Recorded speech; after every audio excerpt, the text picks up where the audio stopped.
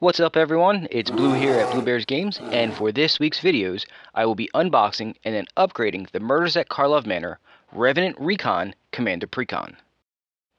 Before we get started, I'd like to take a moment to ask for your help in supporting my channel, which can be done in the following ways.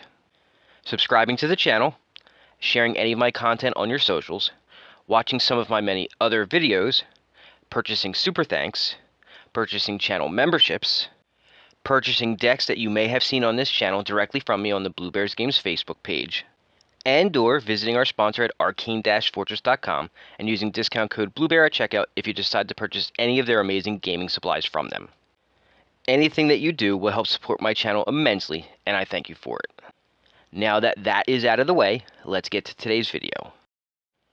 Today's video will of course be the unboxing of the precon, where I'll show you everything that comes in the box, including the deck card by card, and then tomorrow I will release an upgrade guide where I'll go over some options on what I believe you should take out and then add back in to help make this deck either more fun to play a little better, or best case scenario, both. This deck's colors are black and blue, also known as Demir, and uses Mirko, Obsessive Theorist as the commander, so let's take a look at what it does real quick. Mirko is 1 black, 1 blue, and 1 generic mana to cast for a 1/3 legendary vampire detective with flying, vigilance, and 2 other abilities that I'm sure will be what this deck's theme will be centered around. The first of those abilities says whenever you surveil, put a +1/+1 counter on Mirko Obsessive Theorist. The second of those abilities says at the beginning of your end step, you may return target creature card with power less than Mirko's from your graveyard to the battlefield with a finality counter on it. In parentheses, it explains that a finality counter means that if it would die, you exile it instead. Going by what Mirko does, I can safely say that this deck will revolve around the surveil mechanic, and most likely have a reanimator sub-theme, albeit one that involves finality counters, which I'm not a fan of. My best guess on how this deck wins is by dumping big, high mana value creatures into the yard to be reanimated later, and then you swing away with them. Again, this is just a guess. The only way to know for sure is to just rip this bad boy open and show you what's in the box. Here's what the outside of the box looks like. It says Revenant Recon on it, has black-blue for the colors, it says Surveil and Resurrect creatures. On the back of the box it has who the commander is. Once again, can't read it, looked it up, you saw it earlier. But let's open it up and we'll go over what's inside. So, here's the little insert, has again more little counters that nobody really uses, but this one actually is useful a little bit because it says case solved, so you can at least mark your cases. On the back counters, they're all +1/+1 counters. The rest of the stuff in it, we've got the insert, which shows you a little bit about the deck and playing it with the extra commander rules. And then on the other side is just a little poster that goes over Mirko Obsessive Theorist, and it doesn't really do much for you. I use them as dividers for the most part. We've got a box. I'm super happy that they're continuing the theme here of the horizontal boxes that don't have the glue stick to them, the little glue tabs on them. Instead, they actually fold into themselves. That's nice. This is what this one looks like, blue and black. Symbol on the front, got Mirko on the back, and then the top just says magic. We have a generic life wheel, if you will. And then we have the deck, and we have a collector's booster sample pack, so let's open the pack first and see if we get anything at all that's interesting. Probably not. I've gotten one out of like the many that I've opened. Let's zoom just a little bit. And let's take a look. First one is Outrageous Robbery. That is extended art. And then, ooh, that's actually not horrible because I use murder, so that's cool. Monetarily speaking, not really much. But at least murder's cool. But we're here for the deck, so let's open it up.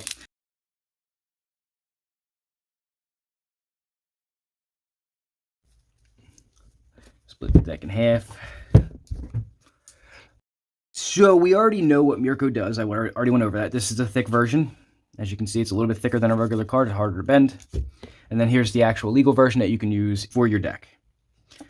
Marvo Deep Operative is a 5 to cast 1/8 that is a legendary octopus rogue that has whenever it attacks, you clash with defending player, and clash says that each clashing player reveals the top card of their library, then puts that card either on top or bottom, and then a player wins a clash if they had the higher mana value.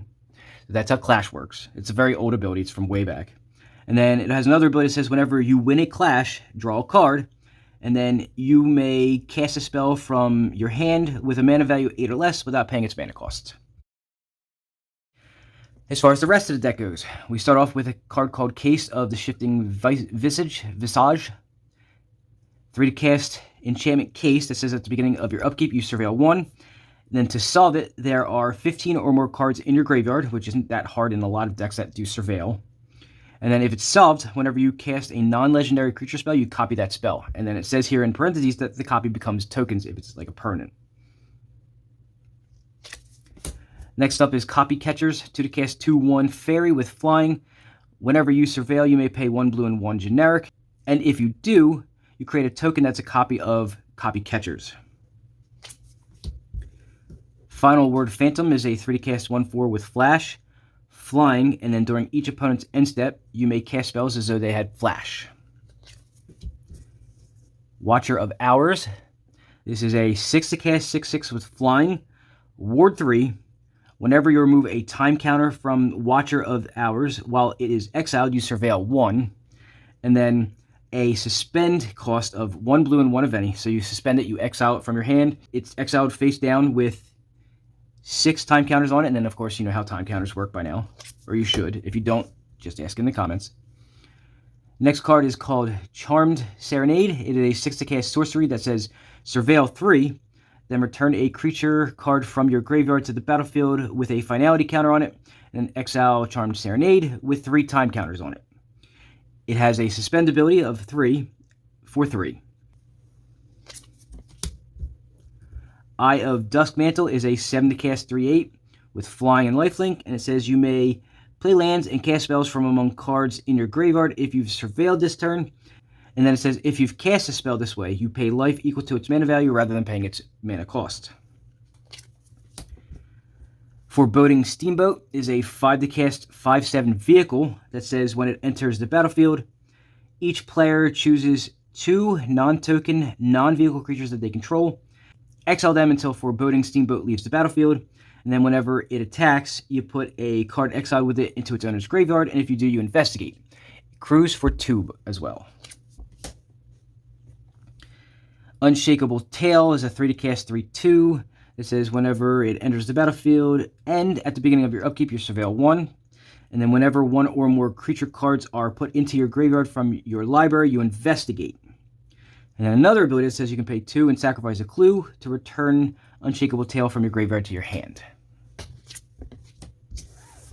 Counterpoint, 5 to cast instant that counters target spell. And then you may cast a creature, instant, sorcery, or planeswalker spell from your graveyard with mana value less than or equal to the spell's mana value without paying its mana cost. Ransom Note. This is something that's been in every precon so far. I'm not a fan of this at all. Amphim Mutineer, this is a reprint. Dream Eater, another reprint. Mission Briefing. Phyrexian Metamorph, I like this reprint. Sphinx of the Second Sun. Vizier of Many Faces. Black Sun's Zenith, that's good board wipe removal. Dogged Detective. Doom Whisperer. Still trying to figure out why this card was never really that valuable. It's a 5 to cast 6/6 with Flying and Trample with no real drawbacks. It's a pretty good card. Grave Titan. Massacre Worm, much needed reprint for a lot of things. I needed a couple copies myself. Overseer of the Damned. Phyrexian Arena. Card draw is always key in Magic. Pylon. I don't recognize this one. I'm going to read this one. It's a 4 to cast instant with Convoke. It says destroy target creature or planeswalker and surveil 2, which is actually not that bad. Reanimate, that's probably the money card in this deck. Rise of the Dark Realms. Toxic Deluge, more board wipe, that's a good one too. Twilight Prophet, one of my favorite vampires in the game because it's good card draw. Baleful Strix is just in every blue-black deck, I don't know why. Connive and Concoct. Laziv the Multifarious. Master of Death. This is most likely a reprint. I believe I've seen it before, but I don't recognize what it does. It is a 3 to cast 3/1 zombie wizard that says whenever it enters the battlefield, you surveil 2. And then at the beginning of your upkeep, if Master of Death is in your graveyard, you may pay 1 life, and if you do, return it to your hand. That may not be a reprint. It might. Oh, I don't know. Some budget dual lands, so Choked Estuary, Darkwater Catacombs, Drownyard Temple, Fetid Pools, Hostile Desert, River of Tears, Sunken Hollow, Brainstorm, good card draw, Consider, so some spells that are card draw, Curate, Deep Analysis, Enhanced Surveillance, Afara's Dispersal, don't recognize this, 3 to cast instant that can cost 2 less if it targets an attacking creature, and then you return target creature to its owner's hand and you surveil 2. Mole Drifter, Otherworldly Gaze, and Night Veil Sprite. That's the first half. Let's go over the second half now. Thoughtbound Phantasm, lots of reprints. Animate Dead, good reprint, very good reprint. Necromancy, another good reprint. Price of Fame, so targeted removal. Ravenous Chupacabra is a creature that's creature removal. Shriek Maul, more creature removal that's on a creature. Sinister Starfish for extra surveil opportunities. Sir Conrad the Grim, one of my favorite commanders, I'm going to say. Whispering Snitch, Dimir Spybug, Discovery and Dispersal.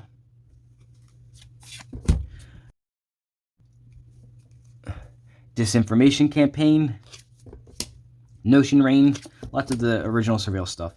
Arcane Signet, Dimir Signet, Everflowing Chalice, Mindstone, so a lot of the good 2 mana value mana rocks. Soul Ring, Talisman of Dominance, Thought Vessel, almost every single 2 mana one. Ash Barrens, Bajuka Bog, Command Tower, Dimir Aqueduct, Myriad Landscape, Port of Carfel, Mystic Sanctuary, so that's a pretty good one too. That's a good land. Reliquary Tower, interesting. Lots of good lands in here. Rogue's Passage, Tainted Isle, Temple of the False God, not so good.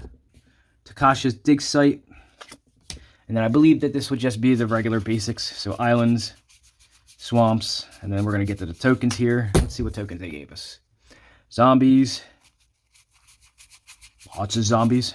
Huh. Lots of zombies on the other side. Probably just all copy tokens. No, not all of them. Alright, so Salamander Warriors, the City's Blessing, and then a Vizier of the Many Faces, and then the last one's a copy.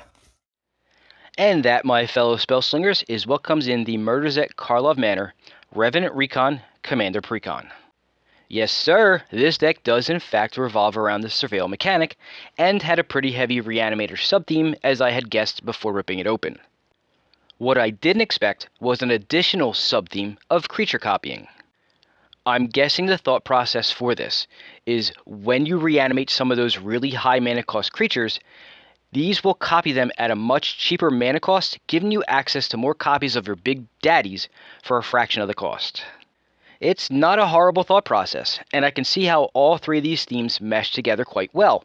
However, I'm sure there are some better choices for some of the existing cards. I believe that's what tomorrow's upgrade guide will focus on. Adding better versions of existing cards that should make this deck a little faster and hopefully eliminate any of the crappy finality counter stuff. I'm not entirely sure if that's the way I'm going to go, but that's my initial thoughts, so if you want to know what I come up with, you're just going to have to come back tomorrow to find out. Well folks, that's all for this video, but if you're looking for more Magic content to watch, please go browse my channel and take a look at some of my many other videos. I know that you'll find more videos of mine that you'll enjoy, and then please check back tomorrow for that upgrade guide. Before you go, please smash that like button and subscribe to the channel if you haven't done so yet, so that you will be notified anytime I release new content, which is typically every Friday. Have a great day, and I will see you all tomorrow.